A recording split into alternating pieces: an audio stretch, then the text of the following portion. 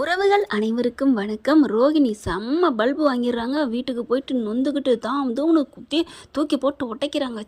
போச்சே போச்சே, கடைசியாக வெண்ணெய் திரண்டு வர நேரத்தில் தாலியை பிடிச்ச மாதிரி இப்படி பண்ணிட்டாளுகளே, ஐயோ ஐயோ அப்படின்னு போட்டு உடைக்கிறாங்க பண்ணுறாங்க. அவங்க அம்மா வந்து என்னடி ஏண்டி இப்படி பண்ணுற, எல்லாம் நீ சொல்லுவியே, தலைக்கு மேலே தூக்கி வச்சு ஆடுவியே, அந்த முத்து அந்த மீனாண்டு என் வாழ்க்கையை கெடுத்துட்டாளுங்க, பறிச்சுட்டாங்க அப்படின்னு சொல்ல, என்னடி நடக்குதுங்க, ஏண்டி இப்படி கத்துற அப்படின்னு சொல்ல, நடந்தது பூரா சொல்லுதுங்க. இந்த பிள்ளை சொன்ன கையோட பயங்கரமாக கோவமாக அவங்க அம்மாவும் கத்துறாங்க. ஏண்டி உன் வாழ்க்கையில் உண்மையே பேச மாட்டியா, எதுக்குடி இந்த உனக்கு நாடகம், இந்த வேஷமெல்லாம் தேவையாடி, பிள்ளையும் சேர்த்து கூட்டி போயிருக்கேடி, பிள்ளைய சேர்த்து கூட்டி போயிருக்கா, எல்லாம் அதுக பண்ணது அப்படின்னு சொல்லி கத்துறாங்க. விடமாட்டேன் என் வாழ்க்கையை கெடுத்து அதுகளை விடமாட்டேன் அப்படின்னு சொல்லிட்டு ஓவரா கத்த. ஏண்டி நீ சும்மாவே இருக்க மாட்டியா, நீ உண்மையாக நேர்மையாக நடந்துக்க பாரு ரோகிணி, உனக்கு எல்லாமே நல்லதாக நடக்கும். அம்மா ஏம்மா அழுகுறீங்க, அழுகாதீங்கம்மா, அம்மா பாட்டி அம்மா ஏன் அழுகுறாங்க. இவங்க இப்படி பேசி கத்திக்கிட்டு இருக்கையில சிந்தாமணி கரெக்டாக வருது. என்ன கண்ணு என்ன ஆச்சு அப்படின்னு கேட்கல, எல்லாம் போச்சு ஆண்டி போச்சு அப்படிங்கிறாங்க. இவளை வச்சுக்கிட்டு பேசிக்கிட்டு அப்படியே அவங்க அம்மா என்ன பண்ணுறாங்க, கிருஷ்ணா கூட்டிக்கிட்டு ரூம்குள்ளே போயிடுறாங்க. ஆண்டி இங்கே வாங்க அப்படின்னு தனியாக போயிட்டு, ஏன்னா பிள்ளைக்கு தெரியக்கூடாதான், பிள்ளைக்கு இன்னும் கொஞ்ச நாள் எல்லாமே தெரிய போகுது, தெரியக்கூடாதான், என்னம்மா என்ன ஆச்சு அப்படிங்கிறாங்க. ஆண்டி இந்த மாதிரி நான் அவனை கைக்குள்ளே போட போனேன் தெரியுமா, எப்படி பண்ணிட்டாங்க தெரியுமா அப்படிங்கல, அப்படியே வாயில் விரல வைக்கிதுங்க. அத்தை சரியான இருப்ப போல இருக்கே, எமகாதை இவகிட்ட நம்ம பார்த்துருக்கணும் அப்படின்ட்டு. அப்படியா ரோகிணி, அச்சோ அப்படியே நட்டிப்பு திலகமாக எல்லாருமே நிறைய பேர் இருக்காங்க, உள்ளுக்கு ஒன்று வெளியில் ஒன்று, மனசாட்சி மட்டும் அடுத்தவங்களுக்கு வெளில தெரிஞ்சுன்னு வைங்களேன், உலகத்தில் எவனுமே நிம்மதியாக வாழ முடியாது, இல்லைன்னா தப்பு தடை நடக்காதுங்க, வெளியில் தெரிஞ்சு போயிருமே அப்படின்ட்டு. இப்போ எல்லாத்தையும் சொன்னோன்னே இப்படி பண்ணிவிட்டானா, நான் தான் சொன்னேனே அந்த முத்து மீனா அந்த வீட்டில் இருக்கிற வரைக்கும் ஒன்றும் பண்ண முடியாதுன்னு அப்படின்னு சொல்ல, அந்த வீடு வேணாம், அந்த அதுவும் வேணாம், முத்து மீனா அந்த வீட்டில் இருக்கக்கூடாது, யாருமே இருக்கக்கூடாது, நான் வெளியில் அது எல்லாம் வெளியில் நடு தெருவுக்கு வரணும், அப்போ நான் மனோஜை மட்டும் கொத்த அள்ளிட்டு வரணும், அதுக்கு ஏதாவது வழி பண்ணணும் ஆண்டி, வழி பண்ணணும் அப்படிங்கல. ஆஹா நம்ம ரூட்டுக்கு வர்றாளே, இப்போதைக்கு அவள் அந்த வீட்டை நான் எடுத்துக்கிறேன்னு சொன்னால் ஒன்றும் சொல்ல மாட்டா போல இருக்கே அப்படின்ட்டு. இங்கே பாரு ரோகிணி, அந்த வீட்டை எடுத்துருவோமா அப்படிங்கிறாங்க. எப்படி எடுக்கிறது ஆண்டி, எப்படி எடுக்கிறது, அங்கே இருக்கிறதெல்லாம் எவ்வளோ பெரிய ஆள், நீ கவலைப்படாத கண்ணு, நான் இருக்கேன், பேசாமல் இரு அப்படின்னு சொல்லிட்டு. இப்போ என்ன பண்ணலாம், ஒரு பத்திரத்தை ரெடி பண்ணிக்கிறோம், நீனு கையெழுத்து போட்டு கொடு, எல்லாரும் முன்னாடியே எனக்கு கையெழுத்து போட்டு கொடுத்ததா நம்ம பத்திரத்தை ரெடி பண்ணிடுவோம், நான் அந்த வீட்டை விட்டு அதுக்கு எல்லாத்தையும் வெளியில் துரத்திடுறேன், எப்படி ஆண்டி முடியும், அவங்க வீட்டு பத்திரம் இல்லாமல், அதை ஏன் நீ கவலைப்படுற, அதெல்லாம் நாங்கள் ரெடி பண்ணிட்டோம்ல அப்படின்னு எல்லாத்தையும் சொல்ல. ஆண்டி அப்படியா, ஆமாம் ரோகிணி, உனக்கு மனோஜ் வேணும், எனக்கு அந்த வீடு வேணும், அவ்வளோதான் டீலிங்கா அப்படிங்கிற பார்க்குறாங்க. ஓகே ஆண்டி, எனக்கு அந்த வீட்டில் வாழலாம் அவசியம் இல்லை, எனக்கு என் புருஷனோட மனோஜோட எங்கே வேணாலும் வாழணும், அதுதான் எனக்கு முக்கியம், நான் இருக்கேன், எங்கே வேணாலும் நான் சொல்கிறேன் அப்படின்னு சொல்ல. அதே மாதிரி பத்திரத்தை ரெடி பண்ணுதுங்க. பத்திரத்தை ரெடி பண்ணிவிட்டு இங்கே இவங்க வீட்டில் ரொம்ப சந்தோஷப்பட்டுக்கிட்டு இருக்குங்க. அதாவது ரோஹினிட்டு வந்து காப்பாற்றி கூட்டியாந்தாச்சுன்னு மீனாவும் முத்துவும் காப்பாற்றி கூட்டியாந்த நன்றி உணர்வு கொஞ்சம் கூட இல்லை. என்ன பெருசாக பண்ணிட்டீங்கிற மாதிரி தான் விஜயா பேசுது. இந்த விஜயா பேச பேச அந்த வாயில் சொல்லுவாங்க கிராமத்து பக்கம்லாம் புழு தள்ளின்னு சொல்லுவாங்க, அந்த மாதிரி தாங்க இது ரொம்ப பண்ணுது. இப்போ என்ன பண்ணுறாங்க, அந்த ஃபைனான்சியர் வந்துடுறாங்க, கூட்டிக்கிட்டு வந்துடுறது. இந்த சிந்தாமணியும் பார்க்குறாங்க. என்ன அப்படின்னு சொல்லி கேட்க, உனக்கு தான் காசு தர்றேன்னு சொல்லிட்டோமே, டே மனோஜ் இவர் கொடுக்குறேன்னு சொல்லிட்டு, அப்புறம் என்னடா இங்கே அவருக்கு மனோஜுக்கு அல்ல விடுது. ஐயோ இப்படி வந்து நிற்கிறாங்களே அப்படின்னு சொல்லிட்டு, என்ன அப்படிங்கிறாங்களா.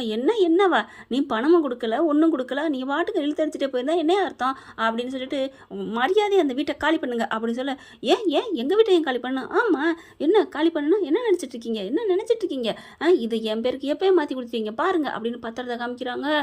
அட பாவீங்களா, இந்த பத்திரம் எப்படி வந்துச்சு, அவன் பொண்டாட்டி உன் பிள்ளைங்க தான் கொடுத்தாங்க, போட்டு கொடுத்துட்றாரு, கையெழுத்து என் கையெழுத்து இல்லாமல் எப்படி பண்ண போச்சு, அதெல்லாம் இருக்குங்க பாருங்க, நீங்கள் காலி பண்ணுங்க, மரியாதை நாளைக்குள்ள காலி பண்ணுறீங்க அப்படின்னு சொல்லிட்டு போக, அண்ணாமலை நெஞ்ச பிடிக்க, விஜயா தலையை பிடிக்க, முத்துவும் மீனாவும் அப்படி ஒருத்தருக்கு ஒருத்த பார்க்க, மனோஜன் வயிற்றால பிடுங்க, அப்படியே ரவி ஸ்டெம்புத்து போய் நிற்க, ஸ்ருதி ஏன் இந்த இடத்துல இல்லாமல் போயிட்டாங்கன்னு தெரியல, அப்படியே ஒரு மாதிரியாக தலை சுற்றுது.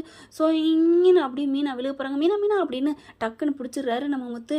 என்னப்பா என்ன நடக்குதுன்னு தெரியலையே, அப்பா என்னப்பா ஏன்ட்டா அப்படி பத்திரத்தில் கொடுத்தா, சப்பு சப்பு சப்பு சப்பு சப்புன்னு மனோஜை அடிச்சுக்கிட்டே போகிறாரு. அவனை அடிக்காதடா, ஏன் உங்களை அடிக்க முடியல அப்படிங்கல. அண்ணாமலை பார்க்குறாரு. அவளை ஏன்ட்ட விடுறா அப்படின்னு நெஞ்சு வலியோட எந்திரிச்சு வேகமாக அடிக்கிறாரு. ஒன்றும் இல்லைங்க, எப்படி கொடுத்தீங்க, என்னடி கொடுத்தீங்க அப்படிங்கிற, ஒன்று விடாமல் இப்போ உண்மையை சொல்கிறேன், இல்லைனா வீட்டை காப்பாற்ற முடியாதுடி அப்படிங்கிறாங்க. இல்லைங்க நான் சொல்லிடுறேங்க அப்படின்னு எல்லாத்தையும் சொல்கிறாங்க. இத்தனை லட்சம் வாங்கியிருக்கீங்களா, ஆமாங்க, இனி ஒன்றும் பண்ண முடியாதுடி, ஒன்றும் பண்ண முடியாது. நீ என்ன நினச்ச, என் பொண்டாட்டி என் மருமகளை இந்த வீட்டை விட்டு விரட்ட நினச்ச. ஆனால் இன்னைக்கு நீ எல்லாம் சேர்ந்து நம்ம எல்லாரும் போக போகிறோம். உன் மனசு உன் எண்ணம் நல்லா வாழ வைக்குது விஜயா.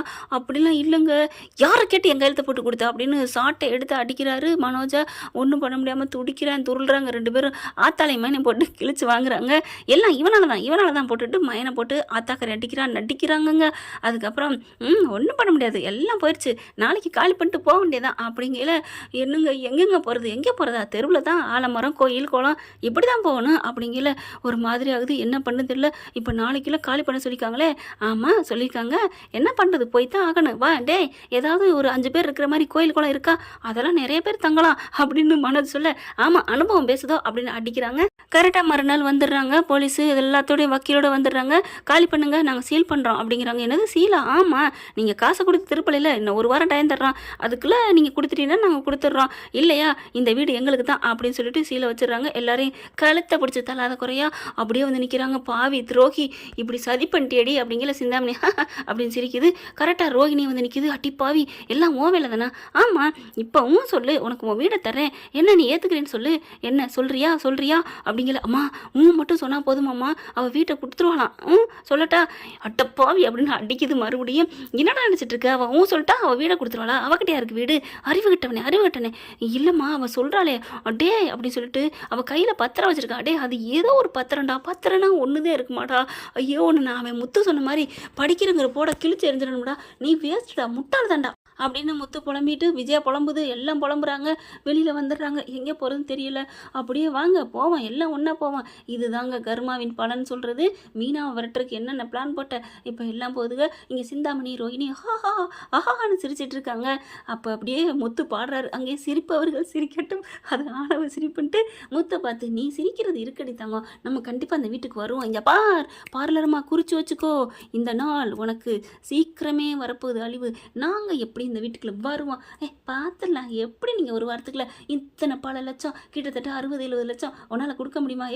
வாங்கின தினமும் 40 லட்சம் தான், என்ன 60 லட்சங்கிற அப்படின்னு சொல்ல.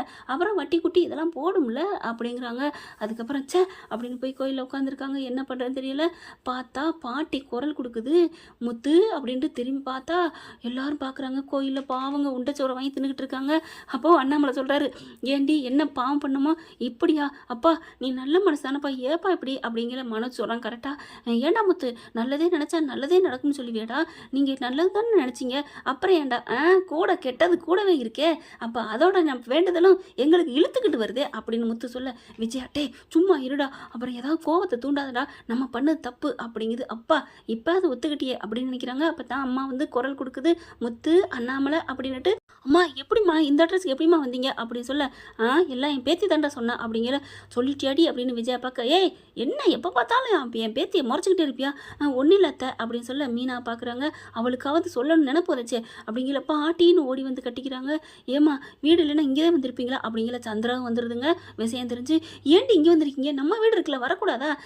நாங்களாம் வருவோம், எங்கள் அம்மா வரமாட்டாங்களே அப்படின்னு ரவியும் முத்துவும் சொல்ல. உடனே ரவி பார்க்குறாங்க. ஏப்பா உன் வீட்டுக்கு அது கூட்டி போயிருக்கலாம்ல.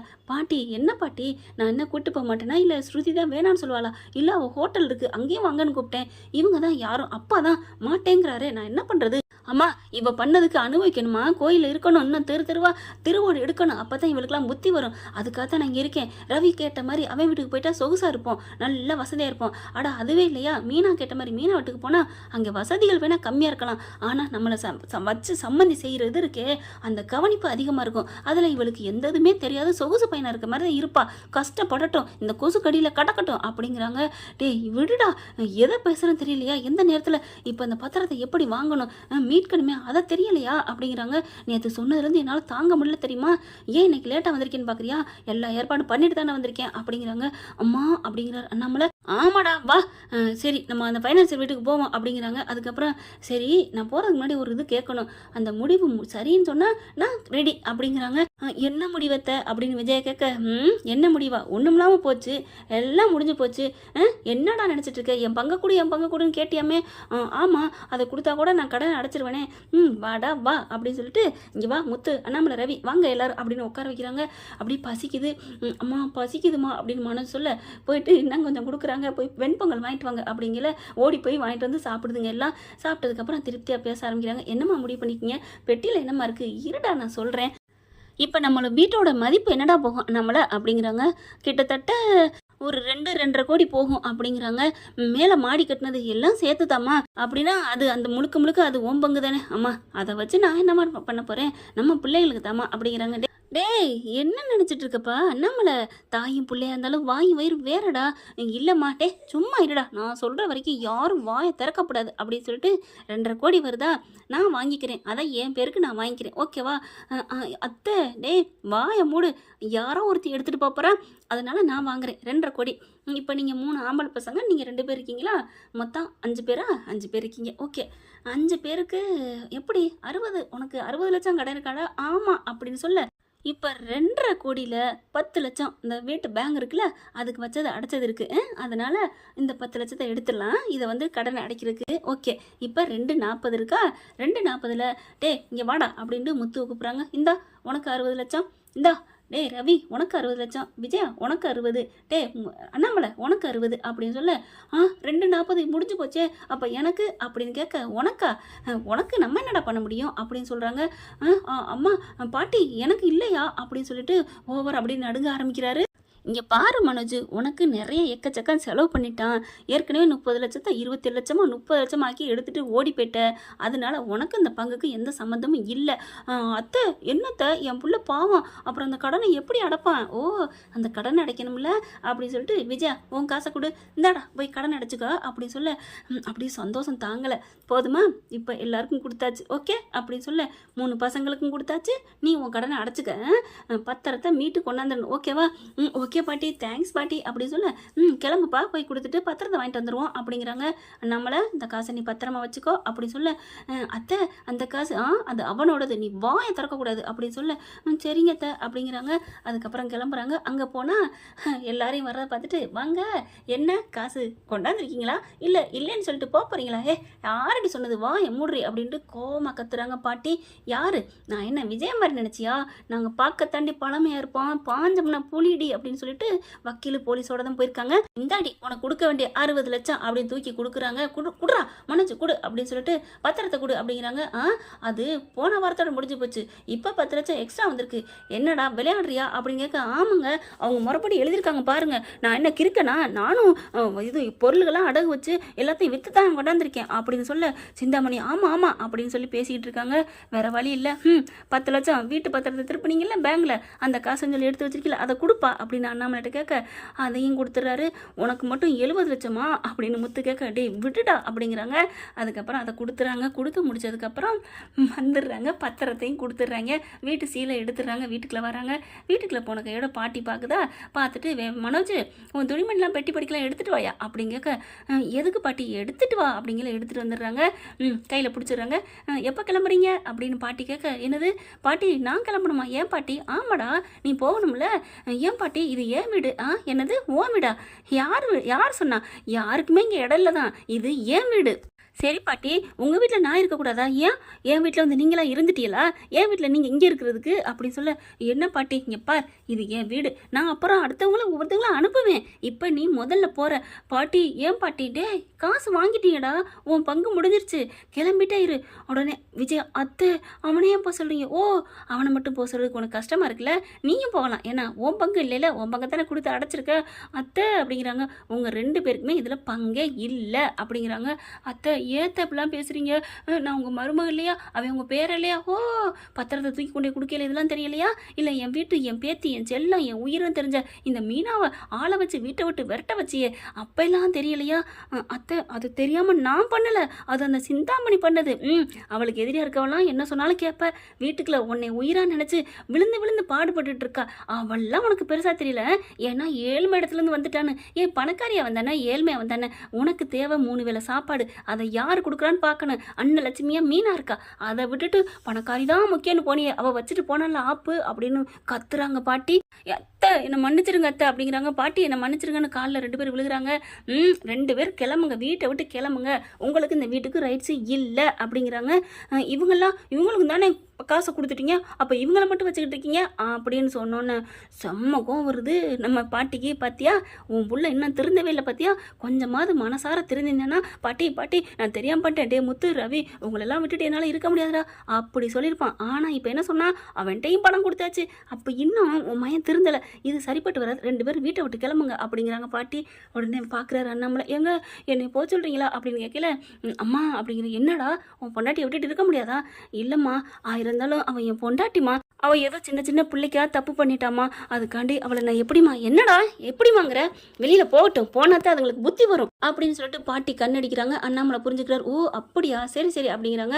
வெளியில போங்க 2 பேரும் அப்படின்னு 2 பேரும் பெட்டி தூக்கிக்கிட்டு கழுத்தை பிடிச்சி வெளியே தள்ள, அத்தை என்னை மன்னிச்சிருங்க, என்கிட்ட மன்னிப்பு கேட்காத, இன்னும் நீனு திறந்தலடி, என்கிட்ட மன்னிப்பு கேட்டா நான் போயிட்டு போது மருமகன் ஏற்றுக்குவேன், ஆனால் என் பேத்தியை தங்க பேத்தியை நீ எப்படி தகரத்தை விட கேவலமாக நினச்சடி, நீ இந்த வீட்டுக்குள்ள கூடாது, போறீங்களா உன் பங்குமில்ல ஒன்றும் இல்லை அப்படிங்கல. நேராக 2 பேரும் டேய் பேசாமல் அந்த பூக்காரி காலில் விழுந்துருவோமா, அம்மா பூக்காரிலாம் சொல்லாதம்மா மீனான்னு சொல்லுமா, அப்போதாம்மா பாட்டி நம்பும். பரவாயில்லடா புரிஞ்சுக்கிட்டேன் அப்படிங்கிற பாட்டி கீழே குனியுது. பரவாயில்லடி உன் பிள்ளைக்காவது புத்தி வந்திருக்கு, ஆனால் உனக்கு இன்னும் திருந்தணும்னு நினப்பு வரலையில, என்ன வரலையில. ஐயோ பாட்டி எப்படா வந்துச்சு, அது அப்போவே குனிஞ்சிருச்சு, அட்டப்பாவி, அதனால நான் அப்படி பேசினேன் ஐயோ அப்படிங்கல. எந்திரிக்கிறாங்க 2 பேரும், பட்டுன்னு கொடுன்னு ஓடி போய் மீனா கல்ல விழுகிறாங்க. மீனா என்னை மன்னிச்சிருமா, இந்த மாதிரி என்னை போக சொல்கிறாங்களே பாட்டி, நீந்தாம்மா சொல்லணும், இந்த வீட்டுக்கேற்ற மகாலட்சுமி நீந்தாம்மா குலவிளக்கு, நீந்தாம்மா தெய்வம், என்னை போக சொல்லாதம்மா, நாங்கள் இந்த வீட்டில் இருக்கிறோம் அப்படின்னு சொல்ல பாட்டி பாவமாக இருக்குது. ஐயோ அத்தை எந்திரிங்க நீங்க எதுக்கு அத்தை அப்படின்னு சொல்லிட்டு பாத்தியாடி அவங்க மீனா வந்து விஜயாவாக பேச பார் என் பேத்தி கோணம் அதாண்டி தங்கம் அப்படிங்கிறாங்க. அதுக்கப்புறம் என் பொண்டாட்டியை பற்றி யாருக்கு பாட்டியே தெரிய போகுது அப்படிங்கிறாரு ரவி. ஆமாம் அண்ணி ரொம்ப நல்லவங்க அப்படின்னு அண்ணாமலேருந்து எல்லாரும் பாராட்டுறாங்க. அதுக்கப்புறம் என்னை மன்னிச்சிடுங்க, நாங்கள் அந்த வீட்டோடு போக மாட்டோம் அப்படின்னு அழுகுறாங்க. எதுக்கு எடுத்தாலும் சொல்லுவியே இந்த வீடு, ஐயோ இந்த வீடு உங்கள் வீடத்தை, இது இனிமேல் என் வீடுன்னு நான் சொல்லவே மாட்டேன், இப்போ எல்லாருக்கும் பங்கை பிரித்து கொடுத்தாச்சு, இனி யாரும் என் வீடுன்னு சொன்னீங்க சொல்ல மாட்டேத்த, இது பாட்டி உங்களோட வீடு, அப்படி என் மாமியாரோட வீடு அப்படின்னு சொல்ல அப்படியே சிரிப்பு வருது எல்லாத்துக்கும். டே மனோஜ் காலில் விழுடா அப்படிங்கிற, பாட்டி காலில் விழுக, மீனா காலில் விழுக, மொத்த காலையும் போய் மனோஜ் விழுக. பாட்டே வேணாண்டா, நீ காலில் விழுகுனா என்ன இல்லைடா, நீ நல்லா திருந்தி நல்லா இருக்கணும், அதான்டா என் ஆசை அப்படிங்கிறாங்க. அப்படியே விஜயா பார்க்குது. மீனா என்னை மன்னிச்சிரு மீனா, இது உன் வீடு தான் அப்படின்னு சொல்லிடுறாங்க. ஆஹா அப்படிங்கிறாரு முத்து. பாட்டி பார்க்குது, இந்த ஒரு வார்த்தை சொன்ன பாரு, இதுக்காக நான் உன்னை மன்னிக்கிறேன், எப்போ என் பேத்தியை பார்த்து உன் வீடுன்ட்டியோ இனிமேல் இது அவ வீடு தான் அப்படின்னு பட்டுன்னு ஒரு பத்திரத்தில் எழுதுறாங்க. எழுதி கையெழுத்து போட்டு கொடுக்குறாங்க. பத்திரமெல்லாம் கொண்டாந்துட்டேன் மீனா, இனிமேல் இது உன் வீடு, அங்கே ஊருக்கு வந்திருக்கல, என்னை பார்த்துக்கிட்ட பாரு, அந்த பார்த்துக்கிட்ட சேவைக்காக உனக்கு நான் இதை எழுதி வைக்கிறேன் அப்படின்னு சொல்ல விஜயா அப்படியே வாயை பழக்குது. என்னது வீட்டையோ அப்படியே மீனாவுக்கு எழுதி வைக்குதே அப்படின்ட்டு. இன்னும் யாரெல்லாம் நல்லவங்களா இருக்கீங்களோ அவங்களோட நல்ல மனசை தெரிஞ்சுட்டு ஊரில் இருக்கிற இன்னும் நிலப்புலங்கள்லாம் கிடக்கு, ஊரில் இருக்க வீடே இன்னைக்கு அதுவும் எப்படி 1.5 கோடி போகும், எல்லாத்தையும் அந்தந்த நல்லவங்களாக மாறுறவங்களுக்கு நான் எழுதி வைப்பேன் அப்படின்னு சொல்லிட்டு நான் கிளம்புறேன்டா. அம்மா இது உங்கள் வீடு, அத்தை இது உங்கள் வீடு, நீங்கள் ஏன் போகிறீங்க, ஐயோ வாயால் தாண்டி நீ இன்னமும் சொல்கிற, மனசால சொல்லலை, ஆனால் இனிமே என் வீடுன்னு சொன்ன வார்த்தை மட்டும் எனக்கு தெரிஞ்சிச்சு அப்படிங்கிற. அம்மா ஒரு நாள் இருங்களேன் அப்படின்னு அண்ணாமலை கேட்குறாரு. அதுக்கப்புறம் ஆமத்தை இருங்க காப்பி குடிக்கலாம், மீ அப்படிங்கிற. ஐயோ மீனா ஒரு டீ, இல்லைம்மா நீ இருமா நான் போய் போட்டு வரேன் அப்படின்னு விஜயா கிச்சனுக்கு போகிறாங்க. அப்படியே எல்லாருமே சிரிக்கிறாங்க. மனோஜ் மட்டும் அப்படி பம்மிக்கிட்டு போன ஆள் அப்படியே நின்றுறாரு. இல்லை நான் இனிமேல் நான் நல்லா உண்மையாக இருப்பேன் அப்படின்னு நிற்கிறாருங்க. இப்போ தாண்டா நீ நல்லவன், சரிடா இனிமேல் அந்த ஷோரூமு உன்னோட தான், நீ பார்த்துக்க வச்சுக்கோ, அப்பா அவன்கிட்ட இருக்கட்டும் அப்படின்னு சொல்ல, ஆனால் ஒழுங்காக இருந்துக்கணும் அப்படிங்கிறாங்க. சரிங்கப்பா அப்படிங்கிறாங்க. இந்த வீடு இனிமேல் என் வீடு ஓ வீடுன்னு ஏதாவது பேசுனீங்க அப்புறம் இருக்கு கந்தல், இந்த வீடு இனிமேல் மீனா வீடு அப்படிங்கிறாரு. நம்மளை போச்சே எல்லாம் போச்சே அப்படின்னு மனோஜ் விஜயாவும் அடிச்சுக்கிறதுங்க. என்ன ஃப்ரெண்ட் இப்படி பண்ணால் நல்லா தானே இருக்கும், பார்க்கலாம். தேங்க்யூ. இந்த வீடியோ உங்களுக்கு பிடிச்சிருந்தா தயவு செய்து லைக் பண்ணுங்க. இன்னும் அப்டேட்ஸ்க்காக சேனலை சப்ஸ்கிரைப் பண்ண மறக்காதீங்க. நம்ம கிட்ட இருக்க எல்லா சேனல்ஸோட லேட்டஸ்ட் வீடியோ அப்டேட்ஸ்க்காக மேல ரைட் சைட்ல காட்டுற லிங்கை கிளிக் பண்ணி வாட்ஸ்அப் குரூப்ல ஜாயின் பண்ணுங்க. உங்களிடம் விடைபெறுவது நான் உங்கள் மெஹர்.